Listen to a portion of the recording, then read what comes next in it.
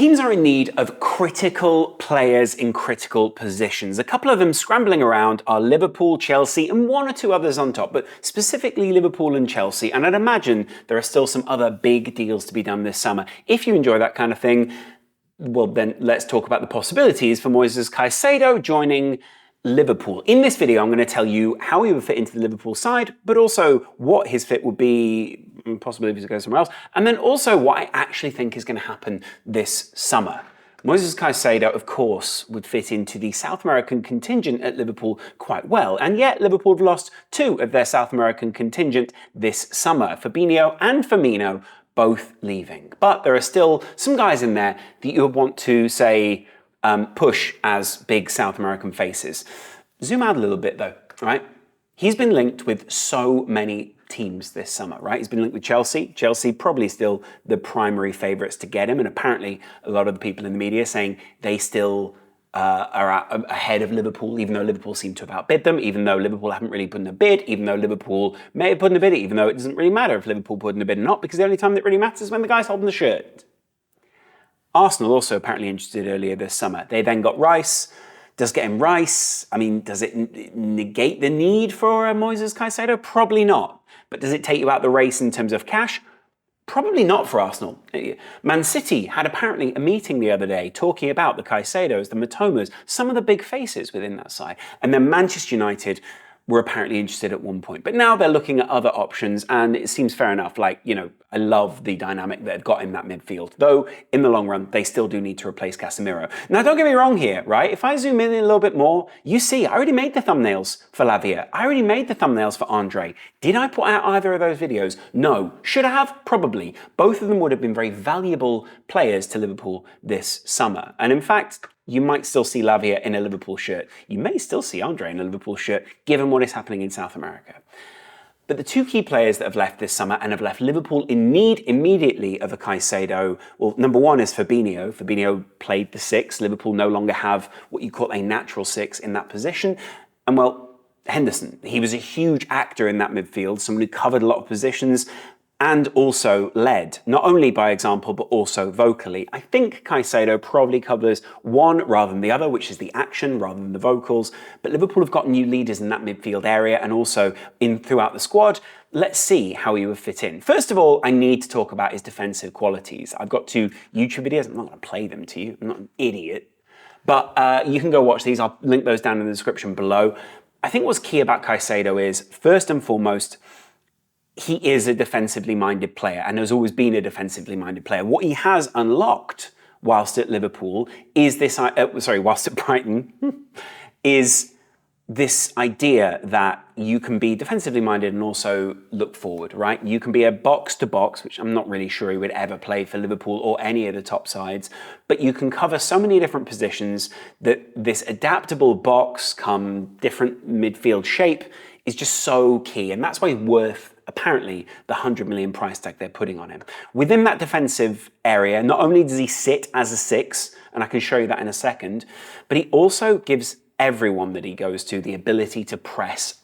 Now, what's the importance of a press? The importance of a press is not just to win the ball back, right? It's to manipulate the opposition into different positions. If you're not going to win the ball back, you need to have the ability to win the ball back so you scare the opposition into going down a different area, right? That's called the shadow in the press.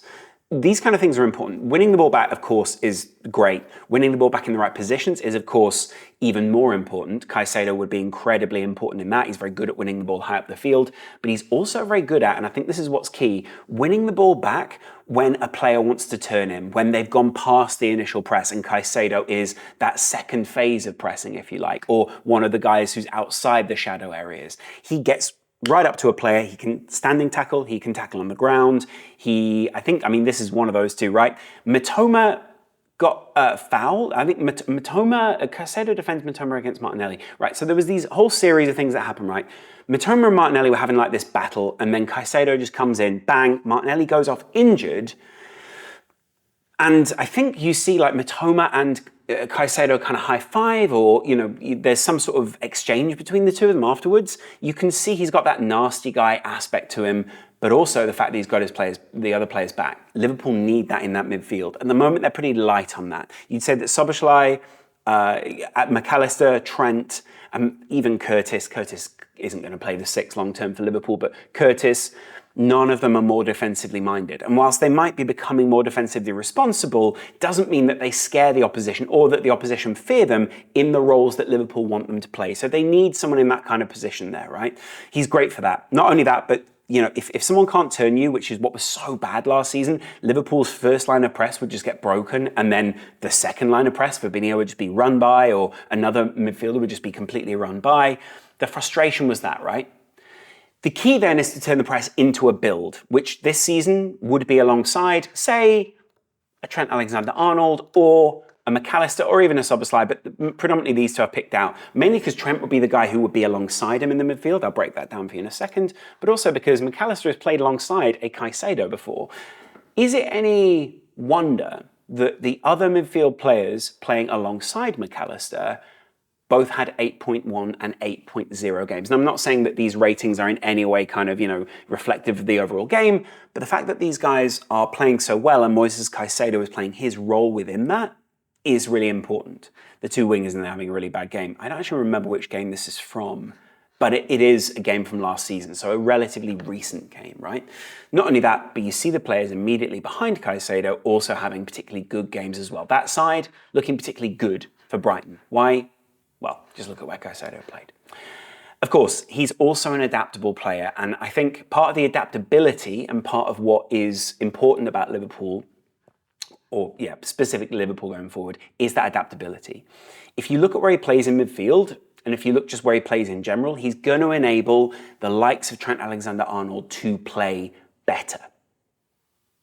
What do I mean by better? I'll break that down in a second for you guys. But let me first of all say this. Liverpool also need right-back defensive cover. I'm not saying that he would ever play right-back permanently, but he did play a couple of games for Brighton last season. This was in the win against Manchester United. No, this was actually, was that in the win against Manchester United? Yeah, it was, yeah. Yeah, it was. This was in the first half, clearly playing right-back, but kind of coming inside, almost in a Trent-type position. And secondly, even when the subs come on, they don't sub off Caicedo. He had a fantastic game. He pocketed Rashford in that game. And not only that, he scored against Manchester United earlier in the season, celebrated that goal, despite the fact that a lot of people claim he's a Manchester United fan. Now, I can't then go on to tell you that he's had a fantastic game at right back for every game. 5.8 here, the lowest rating in the team, not by much. We've got, Bueno Norte and Mitoma both getting pretty poor results there. But you get my point, it doesn't mean that he can permanently cover there. It doesn't mean he's always going to have a good game. And in fact, with the lack of midfield coverage, that's probably what led him to be targeted back there, right? And again, that's him clearly playing right back. But this is him, and the team is going that way. This is him playing central defensive midfield, right in the center of the field, enabling, empowering the other people around him, and giving Brighton the structure they need to get and negate Man City. Now that leads me on to Liverpool's negation of another team this season, right? This is probably how they'd line the Liverpool team up on Match of the Day. This is probably how they'd line the team up on, when they're in the Europa League next season and whatever's going on there. And I want to kind of go through the actual practicalities of playing Caicedo in this Liverpool side, because there is something going on here that I think will cover not only him, but Lavia and probably any other player that Liverpool want to play at the 6 this season, right? So let's go to this, right? This is what I think Liverpool will look like next year in one of their iterations. You see Virgil van Dijk, Konate, and Robertson, 3 of those players. Caicedo will be if he was to sign the 6. Lavia would be if he was to sign the 6. There are always going to be 2 more progressed midfielders, but you can imagine that McAllister would drop a little bit deeper if they were to play a lone 6 there and Trent was to play out there. Now, this gives Liverpool a lot of adaptability, right? But let me just take you through this. Bring in the box midfield. Caicedo goes there, Trent goes inside, Konate goes out, and I think Robertson doesn't really come back all that much, though he is sort of playing there, but he's really been, his heat map has been that in pre-season and towards the end of last season as well, when it began to work. I think there are still a lot of questions if you don't sign someone who's an experienced 6, and experience in, can I say, being a partner for someone like Trent. First of all, Caicedo and McAllister have a great relationship already. You could play McAllister there, you could play Szoboszlai more over there, and you can play Salah more on the inside. You're giving a lot of people a lot of different adaptable elements to this side. And the team aren't going to go out there and work it out themselves. They'll go out there with some preset plays. But in that team, in the game, it means that Trent will be able to wander so much more, and so is Szoboszlai and so is McAllister, because you could put Caicedo there alone, maybe drop Robertson a little bit deeper at that point, possibly even be an option for Caicedo. And that would be what Liverpool's formation would look more like, right? Because Caicedo would just bang, bang, bang, Trent would come deep, Szoboszlai would come deep, McAllister would come deep. If I can grab Trent. Trent operates more there then. Trent operates possibly even there and just is pinging balls around. But the fact that Caicedo is basically... by the way, I'm thinking of that as Liverpool on the front foot there. The fact that Caicedo is there frees up Trent so much more, frees up so many others, and gives McAllister the option to come a little bit deeper, gives Trent the option to play, say, a right-back role. Szoboszlai might play a lone 10 there, and then you've got Diaz, Jota, everyone, even Hakpo dropping a little bit deeper, people overlapping him, Salah coming inside, Trent able to play wide. There are so many different options on the back of that, is what I'm saying. That's all in possession. Of course, Diaz will start, but Jota, fantastic in pre-season and has shown his intrinsic value to this Liverpool side and what makes him so good. He's complementary to the other roles. Again, why does Klopp love that so much? He loves empowering certain players within the team. These guys have gone from, a couple of years ago, people calling them piano carriers in Fabinho, Henderson, Gini Wijnaldum, people who were clearly much smarter than that.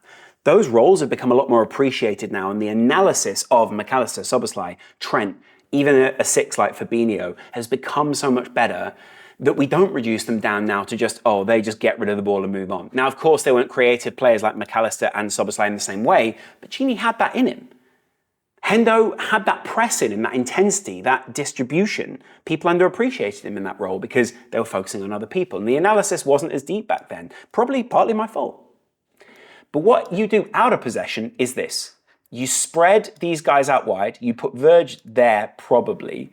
And Alisson, when he's taken the goal kick, really comes a bit more there.